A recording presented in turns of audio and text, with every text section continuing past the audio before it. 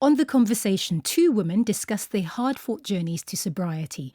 You'll hear from a South African writer and addictions and trauma counsellor whose alcohol and substance abuse led her to some dark places. And from a Canadian entrepreneur whose life was completely upended by her desire to drink. They'll discuss their gradual slide into alcoholism, hitting rock bottom, and what eventually led them to seek help. Plus, the satisfaction of a sober life. That's all after the news with me, Kim Chakaneza.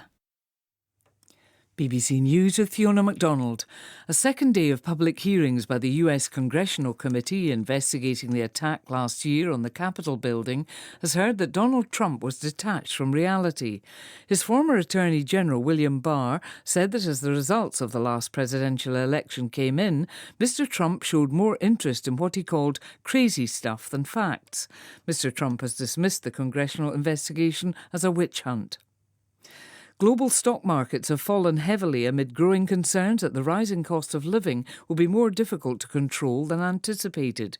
In the US, the S&P 500 index closed nearly 4% lower. It's now down more than 20% from its recent peak in January. The head of the UN Refugee Agency has condemned plans by Britain to start sending asylum seekers to Rwanda from Tuesday. Filippo Grandi said the policy set a catastrophic precedent. Courts in London have rejected two last-minute challenges to the move. Hundreds of protesters joined a demonstration outside the Home Office. The US government has urged Britain to think again about changing its post-Brexit arrangements for Northern Ireland, saying London must not jeopardise the peace process in the province.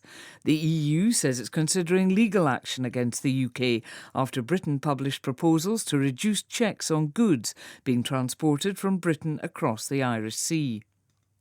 The Cuban authorities have announced that more than 380 people have been convicted for their role in unprecedented anti-government protests last July.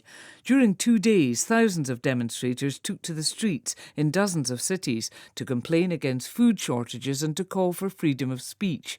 Cuba says the unrest was instigated by the US. And in football, Australia have qualified for the World Cup finals in Qatar after beating Peru in a penalty shootout. BBC News.